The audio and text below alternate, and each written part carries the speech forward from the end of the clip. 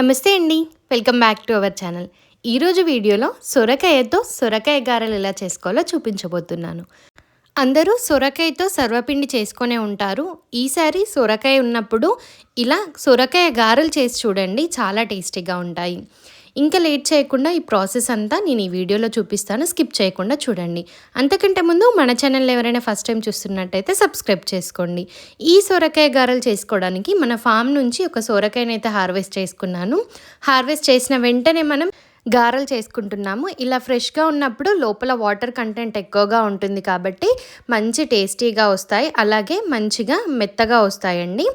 సొరకాయను ఒకసారి కంప్లీట్గా వాష్ చేసుకొని పైనున్న తొక్కంతా చెక్కేసుకొని ఇక్కడ చూపించినట్టుగా మనం సొరకాయని తురుముకోవాలి. సొరకాయని గ్రేటర్తో గ్రేట్ చేసుకోవడం కొంచెం కష్టం అనిపిస్తుందండి. కష్టం అనిపించినప్పుడు మనం మిక్సీలో కూడా వేసుకోవచ్చు. కానీ ఇక్కడ నేను సజెస్ట్ చేసేది ఏంటి అంటే ఇలా గ్రేట్ చేసుకోవడం వల్లనే మంచి టేస్ట్ ఇస్తుంది. మనం సొరకాయ గారెలు తింటున్నప్పుడు సొరకాయ మంచిగా నోటికి తగులుతూ ఉంటే మంచి టేస్ట్ వస్తుందండి. మిక్సీకి వేసుకోవడం వల్ల మొత్తం ముద్ద ముద్దగా అవుతుంది, అలాగే అంత మంచి టేస్ట్ ఏమి ఉండదు. కష్టం అనిపించిన వాళ్ళు మిక్సీకి కూడా వేసుకోవచ్చు.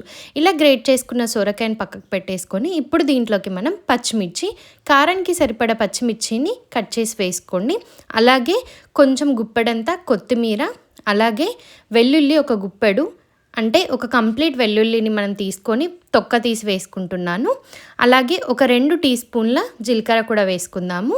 అలాగే ఒక పెద్ద సైజు ఆనియన్ చిన్న చిన్న ముక్కలుగా కట్ చేసి వేసుకోవచ్చు, లేకపోతే డైరెక్ట్ మిక్సీకి వేసుకోవచ్చు. కొంచెం నిలువ ఉండాలి అని అంటే ఆనియన్ స్కిప్ చేయొచ్చు, కానీ టేస్ట్ మాత్రం మంచిగా ఉంటుంది.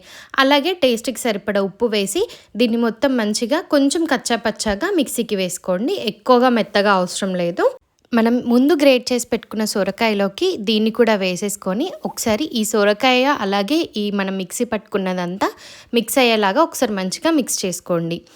అలాగే ఈ సొరకాయ గారెలోకి పల్లీలు కావాలంటే పల్లీలు తినేవాళ్ళు, ఇష్టపడే వాళ్ళు పల్లీలు కూడా వేసుకోవచ్చు.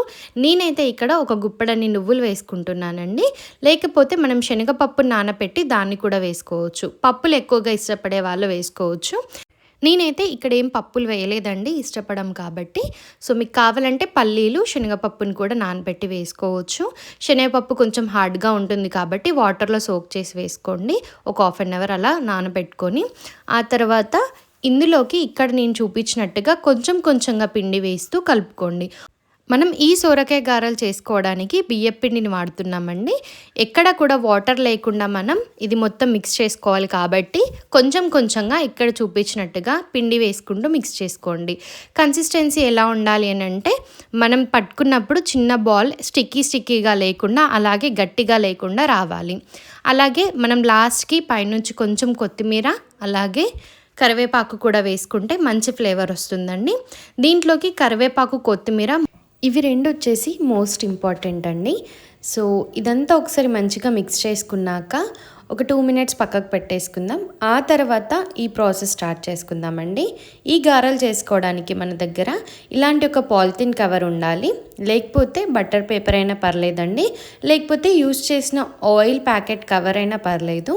సో ఇక్కడ చూపించినట్టుగా కొద్దిగా ఆయిల్ తీసుకుంటూ ఆయిల్ కవర్కి అప్లై చేసి ఇక్కడ చూపించినట్టుగా మనం గారెలు ప్రెస్ చేసుకుంటే సరిపోతుందండి.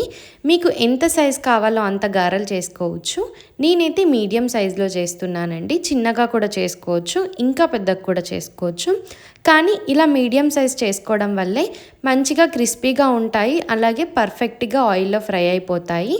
ఇక్కడ చూపించినట్టుగా మధ్యలో ఒక చిన్న హోల్ పెట్టుకుంటే తొందరగా ఫ్రై అయిపోతుంది, లోపల కూడా ఈవెన్గా కుక్ అయిపోతుందండి. అంటే లోపల పచ్చిగా పైన ఫ్రై అయినట్టు కాకుండా మొత్తం పర్ఫెక్ట్గా కుక్ అయిపోతుంది ఆయిల్లో. సో ఇలా చేసుకున్న దాన్ని ఇక్కడ చూపించినట్టుగా కవర్ నుంచి తీసేసి మనం ఆయిల్ డీప్ ఫ్రైకి పెట్టేసుకొని ఆయిల్ హీట్ అయిపోయాక వేసి మీడియం టు హై ఫ్లేమ్లో మాత్రమే వీటిని ఫ్రై చేసుకోవాలండి. లో ఫ్లేమ్లో పెట్టడం వల్ల పర్ఫెక్ట్గా ఫ్రై అవ్వవు, అలాగే ఈ అప్పాలు అనేవి గట్టిగా అవుతాయి, ఈ సొరకాయ గారెలు అనేవి గట్టిగా అవుతాయి. సో మీడియం టు హై ఫ్లేమ్లో అడ్జస్ట్ చేసుకుంటూ ఇక్కడ చూపించినట్టుగా టర్న్ చేస్తూ ఫ్రై చేసుకోండి. మీరు తీసుకున్న ఆయిల్ క్వాంటిటీ కండి మీకు ఎన్ని పడితే అన్ని వేసి ఫ్రై చేసుకోవచ్చు. ఒకేసారి 3-4 కూడా వేసి ఫ్రై చేసుకోవచ్చు. సో ఇక్కడ చూపించినట్టుగా కొంచెం గోల్డెన్ బ్రౌన్ కలర్కి వచ్చేంత వరకు ఫ్రై చేసుకుంటే సరిపోతుంది. అదేవిధంగా మిగిలిన గారెలన్నిటిని చేసేసుకొని సేమ్ ఇంతే కలర్ వచ్చేలాగా ఫ్రై చేసుకోవాలి. ఫ్రై చేసుకునేటప్పుడు మాత్రం ఇక్కడ చెప్పినట్టుగా medium to high flame adjust చేసుకుంటూ ఫ్రై చేసుకోండి. అలాగే ఈ గారెలు చేసుకునేటప్పుడు ఆయిల్ మనకి ఏం ఎక్కువగా అవసరం ఉండదండి. అలాగే బియ్యపిండి ఆయిల్ ఎక్కువ అబ్జర్వ్ చేయదు కాబట్టి అంత ఆయిలీ ఫుడ్ ఏం కాదు.